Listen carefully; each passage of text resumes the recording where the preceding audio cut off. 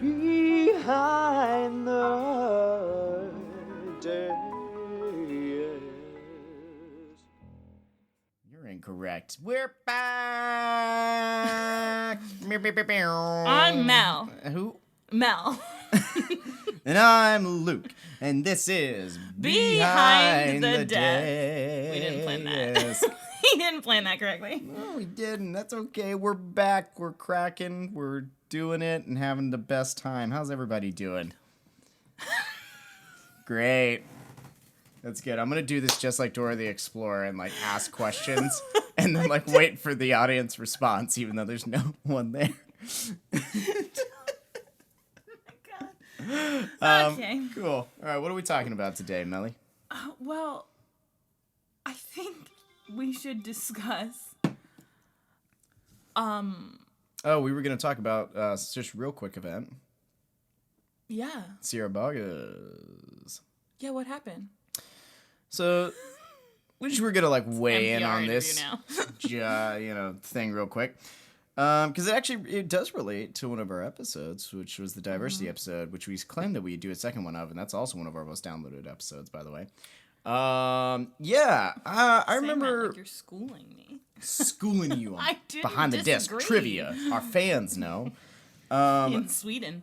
Yeah. What's up, Sweden? By the way, oh my gosh, you guys keep popping up on our like stats, and I'm like, who are you? Whoever you are, will you please email us at lukewarmmelon@gmail.com? We want to know who you are, because that's cool. What if it's someone just like running a server through Sweden and they actually live here in New York? They're like actually down the block, Yeah. but they're running a server through Sweden. That's For fine. their own reasons, for their own personal reasons. That's fine. We want all the countries. Okay, yeah, back to Sierra Bogas. So yeah, for those of you who don't know, there is a production of West Side Story in concert that's happening at BBC London. And Sierra Bogas, who's a fabulous Broadway vet, ended up being cast as Maria. Yeah, that one. In the production, she is white. Yes. That's to the best like, of my knowledge. right. And I remember that coming out and just being like, wowzers. It really shook around in the Broadway community here, and just, I guess, the arts theater community. And immediately it had a whole lot of backlash. People were not here for it. Yeah, people were not here for it. As they shouldn't be. Damn. Mel laying down the truth hard. No, that's how I felt, too. I was like, oh my God, like, really? And and this is what I'll say. I thought it was wrong initially, but you read her statement, right? You made me. I'm not even lying. Get in here. You did. I made you. Yeah, you were like, read the statement before you speak. Oh, that's right, because we were going to discuss it, and I was like, no. You need to read the statement first. And I commend her for her statement. Now, I have a question for you. My name is Who Mel. do you think... Your name's Mel? Who do you think is more at fault? Like, for this whole like mishap, do you think it's the casting team for offering that to her, or the company? You know or that the this person? is a bone to pick with me. That's exactly the listeners want the drama. You know that this is something that I struggle with because Mr. Struggle. No, just like whose fault is it? Because the casting team obviously saw her that way, and she was taking a job, as we all do. We all need jobs. Do you think they actually saw her that way? Do you think they thought this is Sierra Bogas, a star, and somebody who can knock it out vocally? In judgment of different, because a lapse in judgment on behalf of how it would be perceived. That's different. I think. I mean, as far as I understand, it's a concert of Bernstein. It's not in full... I don't even know if it's only West Side. I believe it's a Bernstein concert. Honoring him. I believe so. I think it's a 100-year concert.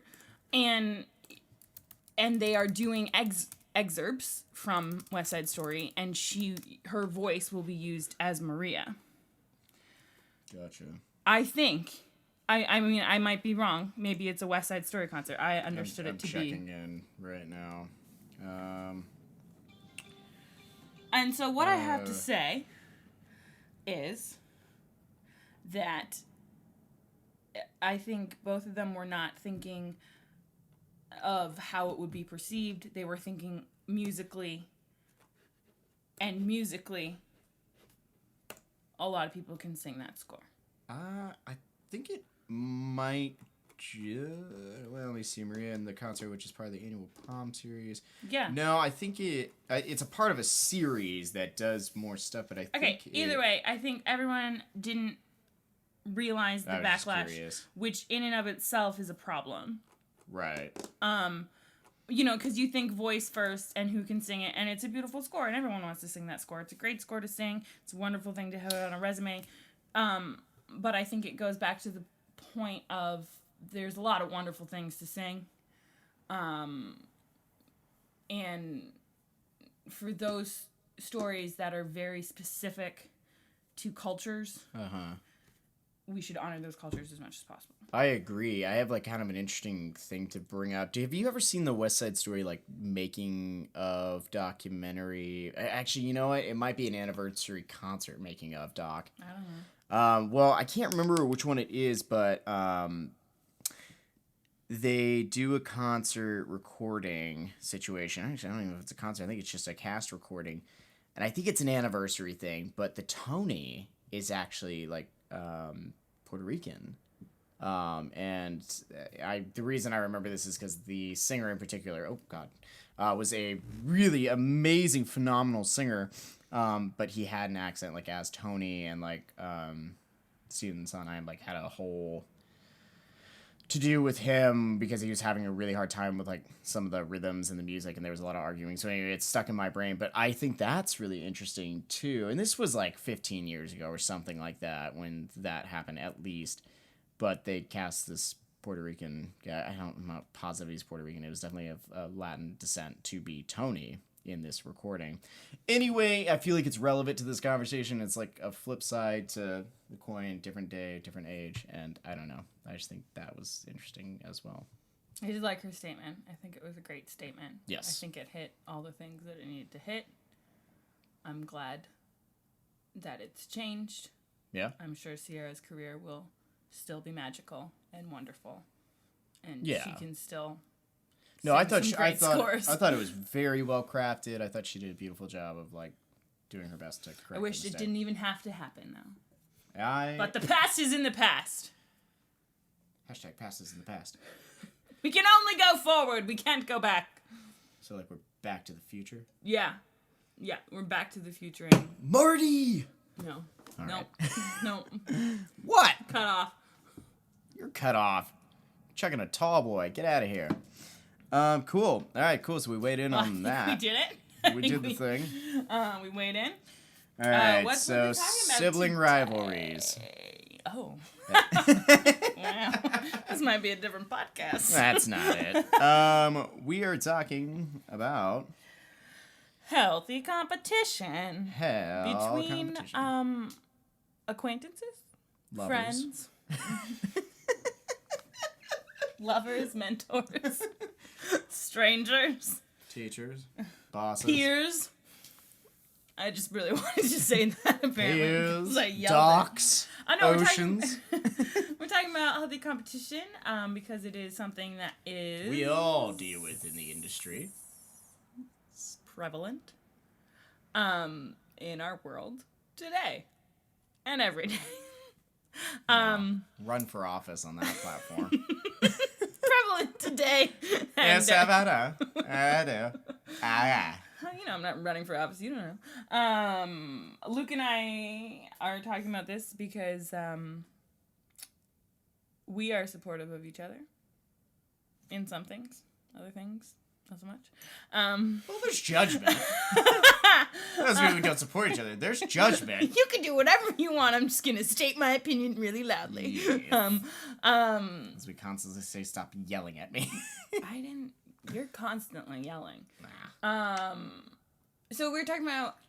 I don't know why I keep repeating it. Healthy competition between friends. When your friends get gigs, when your friends get contracts, when your friends get $100 more than you for doing less, it can upset you. I don't know why I brought in the money. What is less? Yeah, I was like, wait a minute. I don't know why I did that. Whoa, back it up. I don't know why I did that. Back it up, sister. No, I think it's a very and it's really hard between friends because you obviously love your friends, you support them to the end of the earth. You want them to be happy and wonderful and magical and everything good in the world. But it's really hard if you see a friend consistently doing things, booking, and doing the things and doing projects and getting out there and getting known, and you're working just as hard, you're hustling just as hard, and it's just not dropping for you. Yep. Luke, have you been in this situation on either side? I was gonna comment on us first. Oh god. Oh god. Sorry, the mic's doing all kinds of crazy things. Keep whipping it around. I think I was mentioning this before we started talking, like on the episode, about how I think it's what's great about Mel and I's relationship is that we're so starkly different. Like, we'll never be considered for the same role, hardly gonna be considered for the same show. What role could we both play? I'm gonna write it. And we're gonna duke it out for the lead. Oh, good luck, I'll win. It's gonna be just like Feud. Good luck, I'll win. In what? You don't know what I'm writing. I do.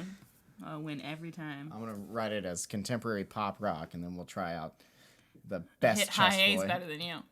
Well, no shit, you hit high A's better than me. God. Anyway, no, but we're super supportive of each other, but that's because, we're not up for the same things. Not like I wouldn't support you still if you weren't up for the same things, but it's different. Look, it's what if different. I booked your dream role in some, that would weird... be hard. What if I booked Hedwig in some, weird... Oh, thank you for giving away my dream role. We weren't going to have an episode on that. Everyone knows mine. That would be... No, you know what? I would be very happy as long as I could be your Yitzhak. Okay, what if I booked... Okay, fine. You would be happy? What if you couldn't be a part of it? Oh, no, I'd be a part of it. What if you couldn't be... That wasn't allowed. I would be the car on stage, if anything. Would you feel I'd be the your same wig. I'd be sitting on top of you the whole show. What if I booked Yahtzee? Yitzhak.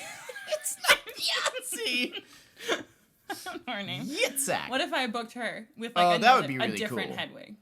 No, I mean, Not it's you, no. I love that show, so I would be super happy to come see it because I just love that show. Okay, someone book it. Let's put our friendship to the test. All right. That's what I was saying. You know how crazy funny it would be for us to do Hedwig? That would be so funny. Why? Because you're 6 feet tall and I'm a woodland creature. If I played Hedwig? I'm still waiting to make my triumphant return to the Shire. Wait. No, if I was Yahtzee. Yitzhak. Damn it. Yitzhak. If I was Yitzhak. Yitzhak. I don't think I'm ever going to play her because I can't I could do it either way. It would be great. I'd be super happy. Yes, I've had situations with people that are, more close or type to me get things over me. That's that, and that are friends, and that's when it gets hard. Especially if you're in relationships, then that becomes even harder.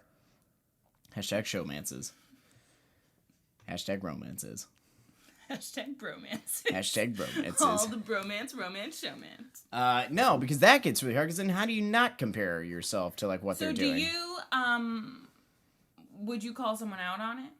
So say you were the one in favor. You kept booking, and you realized that your friend was not particularly supportive. Would you call them out on it? On not being supportive? Or only when they got, nasty? If they got nasty. I mean, people don't always go nasty. I don't think anybody's not...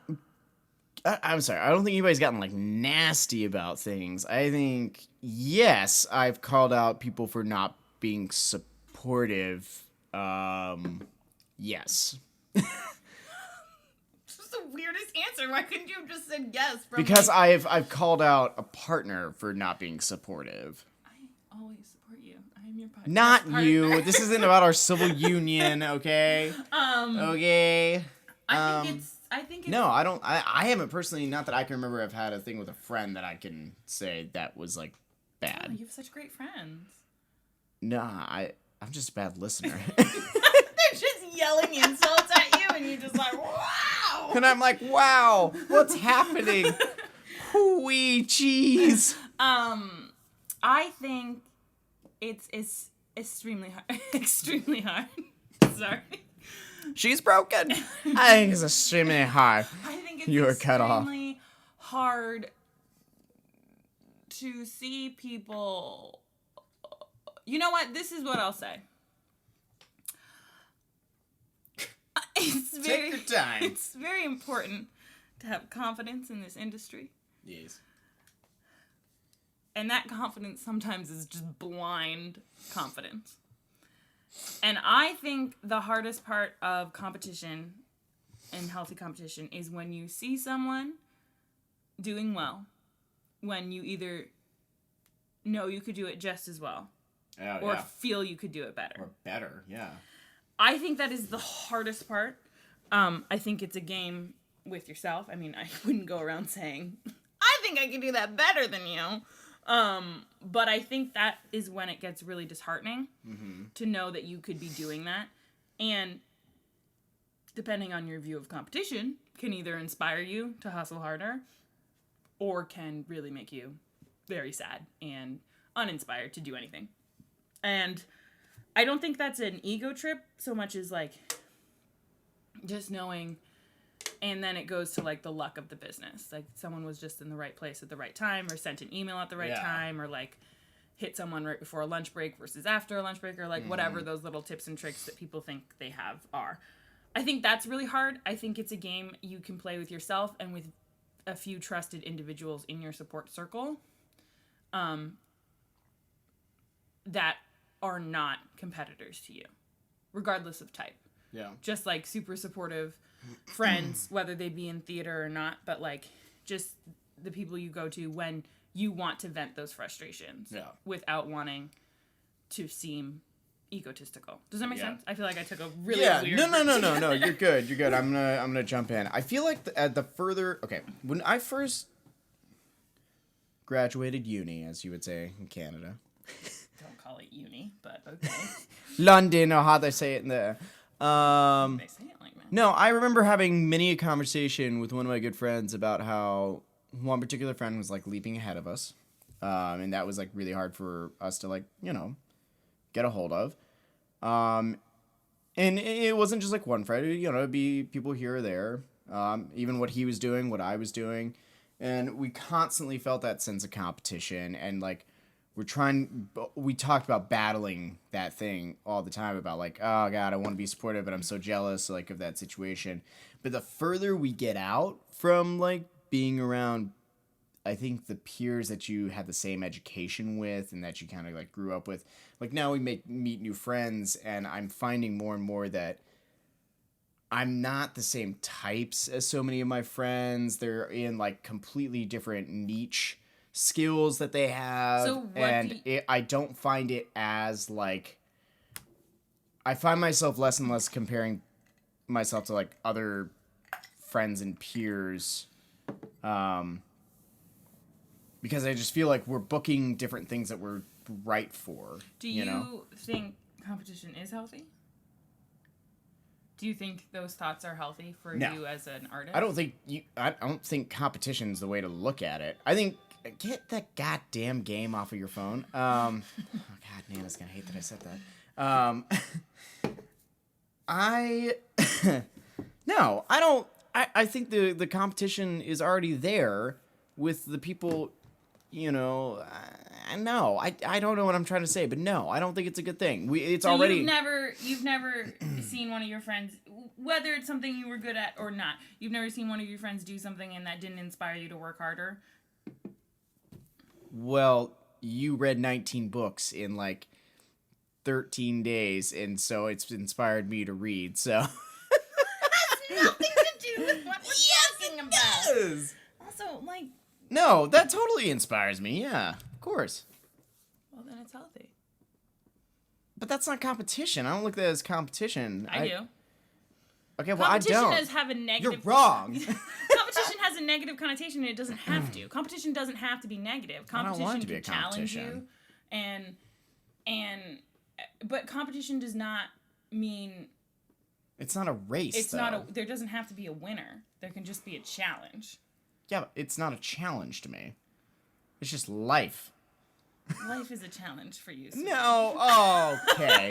Look, just because you made me dinner and and put sheets on my bed, okay? No. This is going. Oh, Please, the fans love the fans love the drama, okay? What?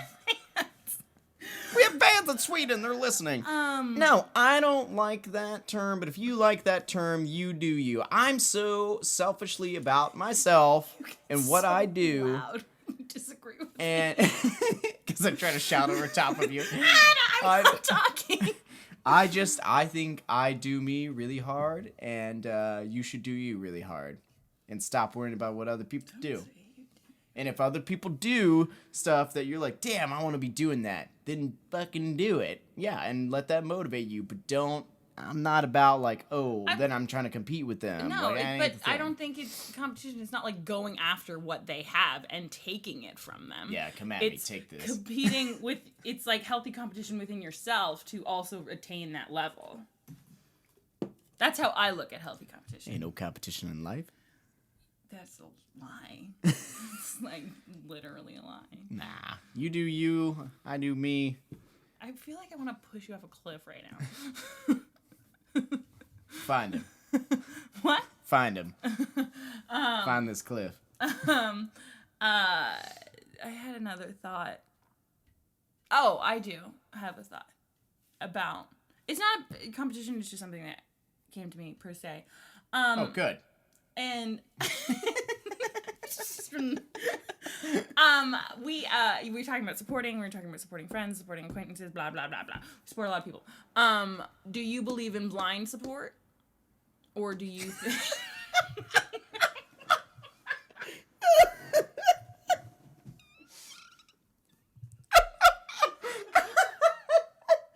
give up.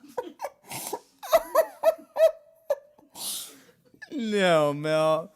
I don't believe in blind support. I mean, do you believe in? They're on their own. Do you believe in support just to support, or do you believe in supporting with Yeah, an I artistic? got it. You know It what was I'm just the context was I'm hilarious. sorry. You know what I'm Yes, saying? I believe in blind support. So even if you hated what was happening, you were like, yes!